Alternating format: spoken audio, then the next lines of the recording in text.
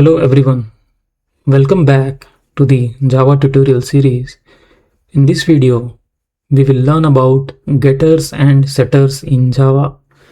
So, these methods are used to safely access and modify private instance variables while maintaining the principles of encapsulation. Okay, so in the later videos, we'll see what is the principles of encapsulation, but for now let's understand what are getters and setters.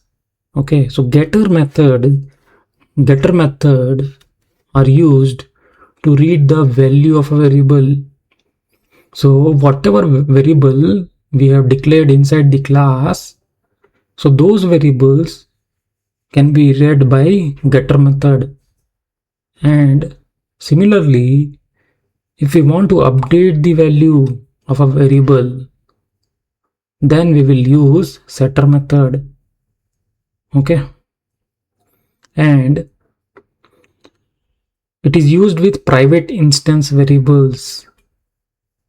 What are the instance variables? We already know, right? So let's say we have one class student.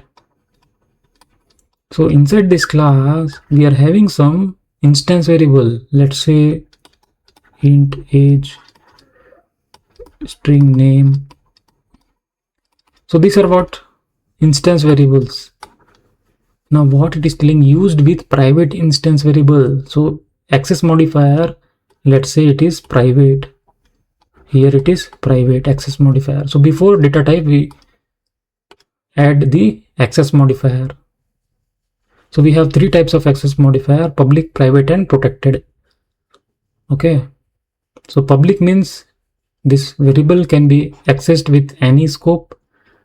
Private means this variable can be accessed within the class, and protected means this variable can be accessed with the subclass. Okay, we'll see this access modifier in detail in upcoming videos, but for now just understand these getters and setter methods are used for instance variables, and it supports the encapsulation.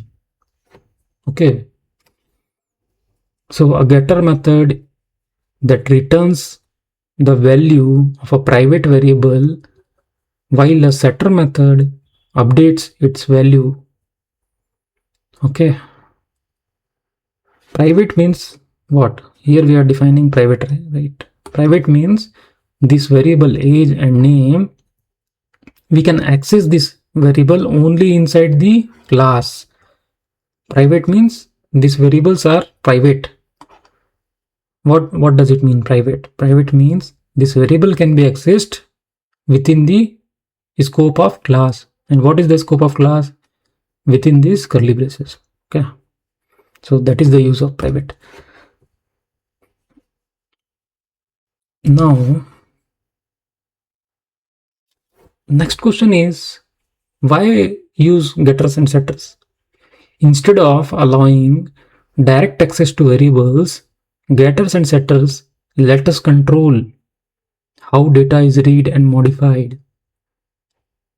Okay, what does it mean? See, let's say if we have one class student, and let's say we are not keeping the instance variable as private. Okay, we are simply defining int age and let's say string name. Okay, and this thing. Now instead of allowing direct access to variable, see, we have not written private so far, so now it can be accessed directly. These variables can be accessed directly. Okay, and if we add private,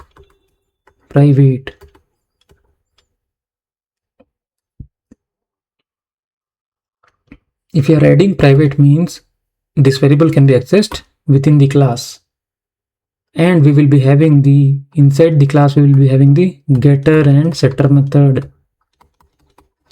Okay, So if we want to read the value of this variable, or if we want to update this variable, then we will use the getters and setter. So this getter method and setter method can use these variables. Why? Because this getter and setter method is present inside the class, and since the scope of this variable is private, it can be accessed within the class, and getters and setters are in within the class, so they can access. So suppose if we want to set any values of age or get the value of name, okay, by name it is clear. Get means we want to read the value of variables. Set means if we want to set the values, let's say age is 10 now I want to update it to 20, then I will use setter method. So whatever manipulation I want to do with these two variables, I cannot do directly. Why? Because it is private. Outside this class, somewhere else, some another class, okay, xyz, I want to modify the value of age and name. How do I do that? Because the scope of these variables are private. Okay, here private. So outside class it is not accessible, but the scope of this getter and setter are public. That means outside this class I can access the getter and setter methods. So what I will do, if I want to read the value of age and name, then I will call from another class getter methods. Getter call, we are calling here it is definition, here it is definition. Okay, in another class we are calling getter method to read the values of these properties which are private. And suppose I want to update the value of age and name from other class, then I will use setter method. I will call setter method. Okay, call. And why I am able to call the getter and setter method? Because the scope of getter and setter method is public. Public means whatever methods or variable we have defined public, access modifier, so this can be accessed outside the class also, and that's what we are doing. Outside of a student class, some other class xyz, from there we are calling getter and setter method. Okay, let's understand the point. So it protects data from direct access. Okay, since we have defined it as private, it cannot be used directly, it cannot be accessed directly. It has to go through getter and setter methods. Okay, now add validation before updating values. So updating value means what? Setter method. And updating means in the setter method we will be updating the values of, let's say, age. So there we can give whatever validation or condition we want. Okay, and based on that we can update the value of age and age or name, whatever.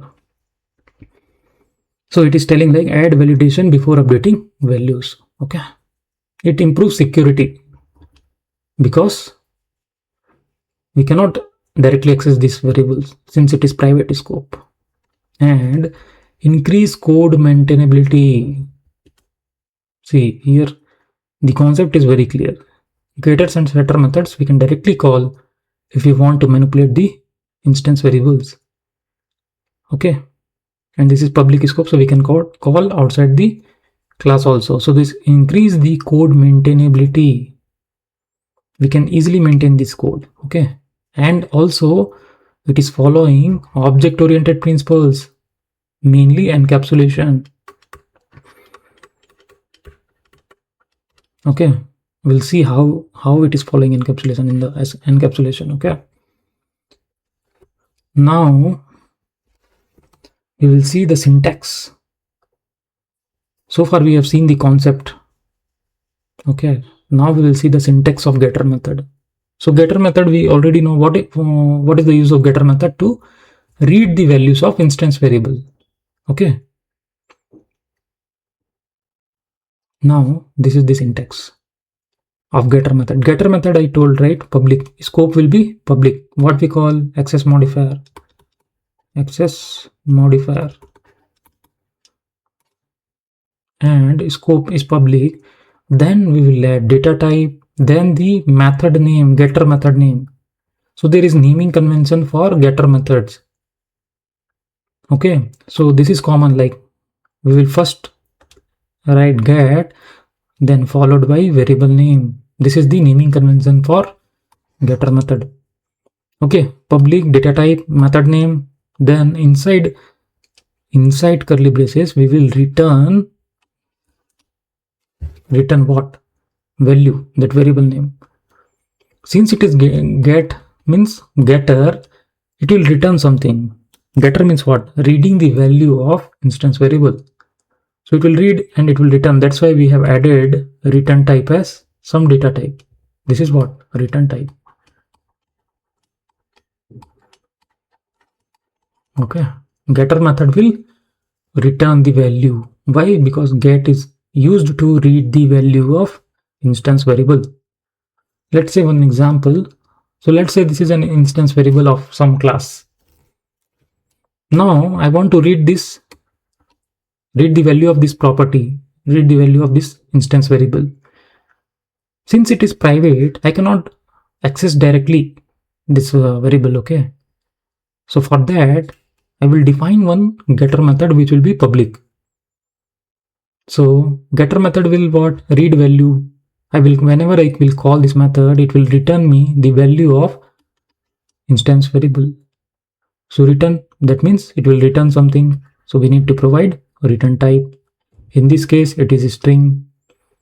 So we will return the variable, whatever. In this case, it is name. So we will return this.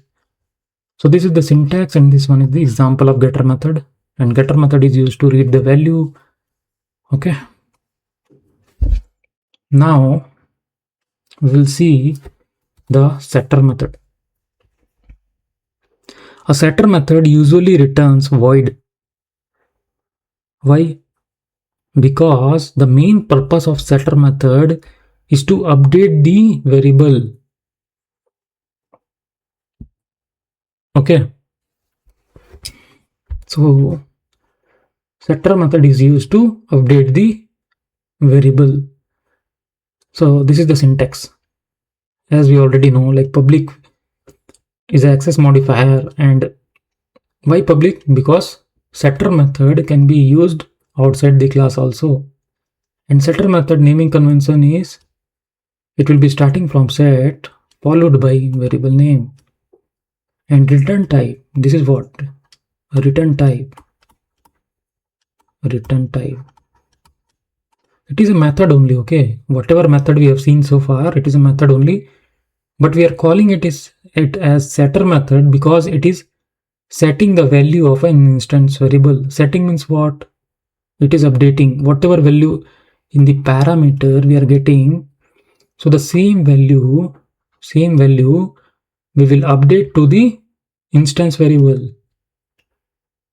Okay, and why we are using this one? So that this will refer to the current object reference variable. Okay, we have already seen the concept of this, why we are using this. Refers to current object, and this is current object's instance variable. Okay, so let's see one example. Let's say we have one instance variable of string data type, and name is name, and the scope is private. That means we cannot directly access this variable. So for that we will define one setter method. What is the purpose of setter method? To update the value of this name. So for that we need to provide the value. So we have provided the value, then this value will get updated into the current object's instance variable. So that's why we have used this keyword. And since we are updating the value of the variable, we will not return anything. That's why we are using the return type as void. Okay. So let's go to IntelliJ and see one example for better clarity. Okay. So okay, I will create one more class, and the name of the class will be student. Okay, so in the student class I will define one property or instance variable, and the scope of that property will be private string name. Okay, now I will define the getter and setter, and I hope you remember getter and setter method will be public. Why public? So that we can access this getter and setter method outside this class. Public void, let's say, and we should follow the naming convention. For getter we will use get followed by what? Variable name. So and naming, and then in the parameter, for getter we don't require any parameter. Okay, we will simply return name, that's it. Okay, for getter we need to add return type. What will be the return type in this case? String. Okay, now we will write setter method. Public setter method will not return anything, so void. And what will be the name of the method? Set followed by variable name. And in the for setter method we will be having one parameter which will be name in this case. Now in this case we'll update the instance variable. So how do we refer instance variable? This dot name and equals to the parameter what we are getting. So these are getter and setter method. I hope you are getting. I will write here. Okay, this is getter and this is setter. Now I will create one main method. Okay, let's say I will create one more class. Okay, what I will do, I will keep this class as it is. We have another class, right? Main. So what we have defined here, public for getter and setter, so that we can call these methods outside this class student, and we cannot use this variable outside this class. Why? Because the scope is private. Private means within the class, public means anywhere we can use. So now I will call this getter and setter method outside the student class. So I will go somewhere else in the code. So this is different class main. Now I have method, and inside this method I will try to call the getter and setter. Okay, so before calling getter and setter we need to have the object of the student s1 equals to new student. And what I will do, I will call, let's say first I will call the setter method, so that I will set one name. Okay, I have set one name Vicky, then I will fetch the name s1 dot get name, but get name will return something, right? So I will directly print whatever it is returning. I will print in the print statement. So inside print statement I am calling getter method. Okay, since getter method will return something and I am directly printing whatever it is returning. Now let's verify by running application. So what will happen? A student object will created, then after object creation it will set the name for that particular object to Vicky, and then this is we are calling here what? Calling setter method. This is setter method, and in the next line we are calling getter method. Setter method is used for updating the value. So we have updated the value of name to Vicky, and getter method is used to read the value. So now after updating we are reading the value of name, so it should be Vicky. Let's verify.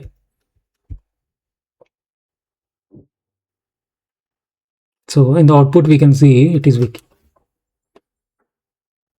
So here the name variable is private. In the student class whatever we have created, this you can see private, and we update it using the setter method and retrieve it using getter method.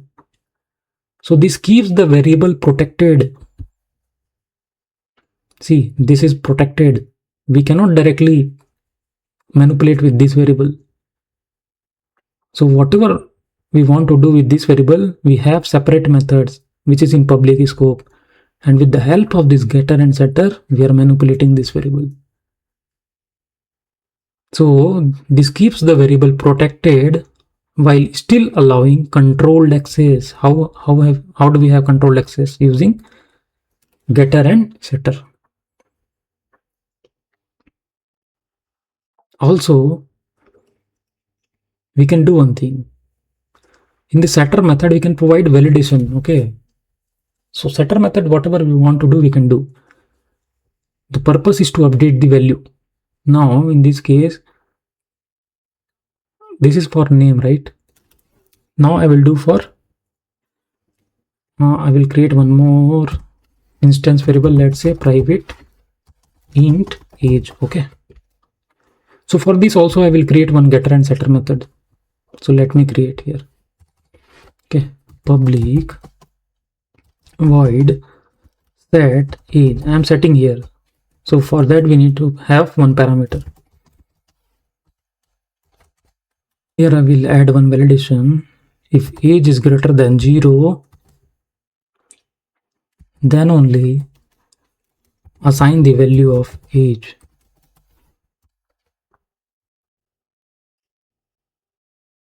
Okay. Now I will define getter method, get age, and I will return age. Okay. So what we have done, we have initialized one more instance variable with private scope, and then we have defined getter and setter method for that variable. So in the setter method, instead of directly updating the value, what we are doing, we have added one condition check. If age is greater than 0, then only do the update. And for getter method, we are just returning the age. Okay. So now let me call here s1 dot set age, and here I will provide 20. Okay, I will comment the previous line, and here what I will do, comment this also. Now I will add one more line for set method, s1 dot get age. So after setting, I am calling the getter method. Let's verify. So we should get 20. So in the output we can see 20. So what we are doing here, we have only added one condition. That's it, nothing in the setter method. So one of the biggest advantage of setter is validation. This is validation. Here the age is updated only if age is greater than 0. That means if we try to set age any invalid values, so those will be ignored.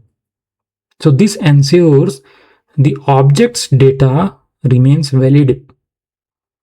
So we can add any validation based on our requirement. So this is an advantage of setter method. Okay. So let's see the benefits. Okay, benefits of getters and setters method. So using getters and setters makes application more secure and easier to maintain.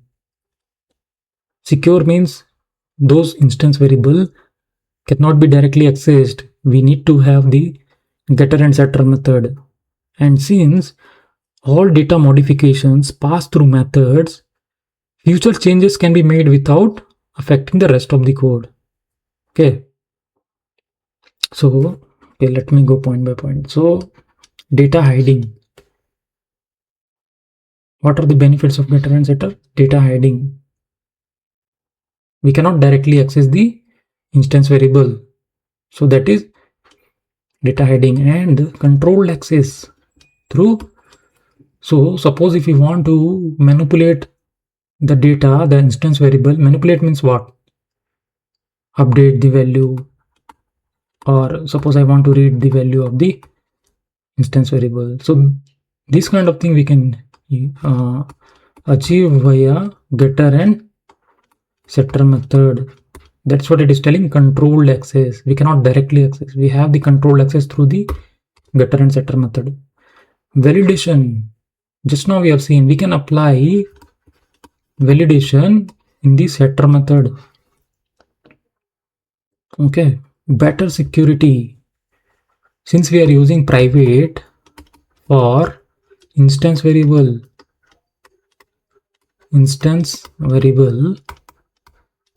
we cannot directly, no one can directly access this variable, so have better security. Easy maintenance.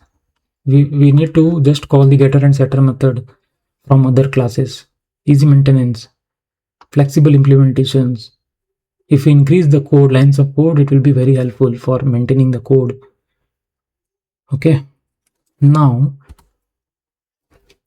there are some naming convention we need to follow while writing the getter and setter method. So Java follows standard naming convention. So getter methods starts with get. You can see the example. These are the variables: name, age, salary, active. Okay. So for all these variables, when we write getter method, so getter method will start from with get. See, get. Here it is different because it is kind of boolean value, but we will use the get keyword in front, then followed by the name of variable. See, name. What is variable name?